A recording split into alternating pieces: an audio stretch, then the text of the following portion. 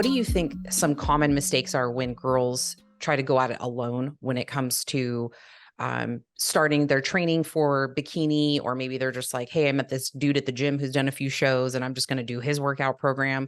What are some common mistakes that you see when girls try to dive in when they go solo? Well, I wouldn't say it's just, I would say it's solo. And then when it's like a bodybuilder who like decides to take on bikini girls, because that's the problem you run into is girls are naive to the sport, and and if you Right. look at bikini, there's a reason this full time. You look at like poker players and it's like, why is the same guys always end up winning these big ass tournaments? What's going on? Are these guys, yes, they are that much better. That's what's happening. That's why you see the same guys winning shows with different people all the time, all decades on end, right?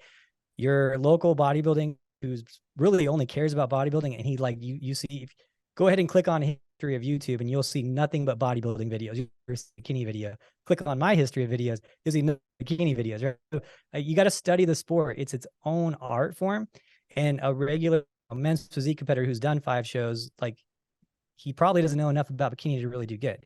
So, I'll see some of these workout plans, and that's usually where the issues start.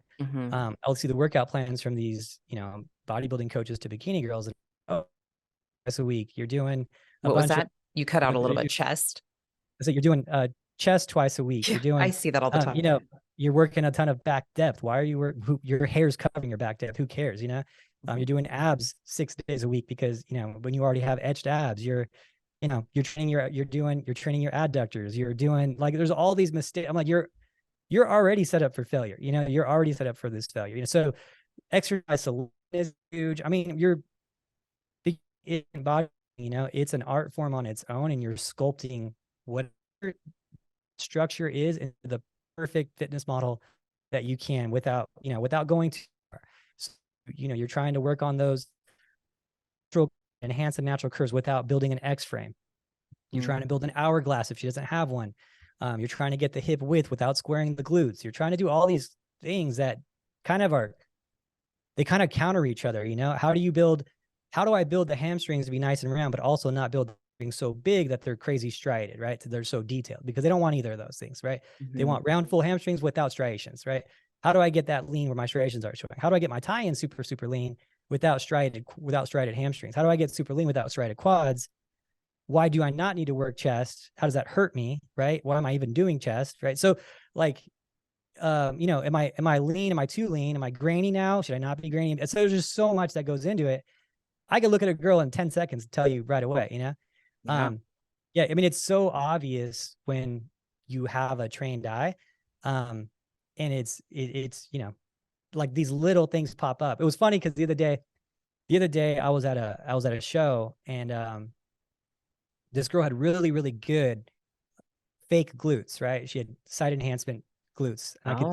So beautiful body, like crazy physique, fitness model look, everything. And I was like, oh, dang, that girl's really good. And then she turned around, and like split second, I was like, oh, fake glutes. She's going to get dinged for that, right? And then they put her in the middle, and I was like, what? How are these judges not seeing this, right? Because it was good. They were good fake glutes, but you need to really train for it. Fooled probably everyone in the audience besides like a few people, right? And she got in the middle at the night show. And then she actually ended up winning, and then she went into the overall. And then I was like, are they really not going to catch this? Like, and then they caught it in the overall. And I was like, and I talked to the judges after, like, I missed it. It was just so fast. There's so many girls. I missed it, but I'm like, they're good. They're hard to see, but it just shows, like, I practiced bikini so much that I literally saw it in a split second. And it was funny because I had a couple of my coaches with me, and they were like, how do you, I'm like, you could see the shape, you could see the difference. Like, these are the things you look for. So I explained it to them. It was like a good learning lesson for everyone. And it was it's one of those things, but it takes, bikini is an art form. You can see when something's weird. You can see when something's off. And if you really train your eye, which is what you're paying the coach for, is really you're paying for the eye. And it's like, just like an artist, you pay for their artwork. It's the same. Bikini is like that. Bodybuilding's a lot different. It's not so much art to it. It's, I'm going to get you as big as I possibly can, as symmetrical as I possibly can, and as lean as I possibly can. And that's it. That's the plan.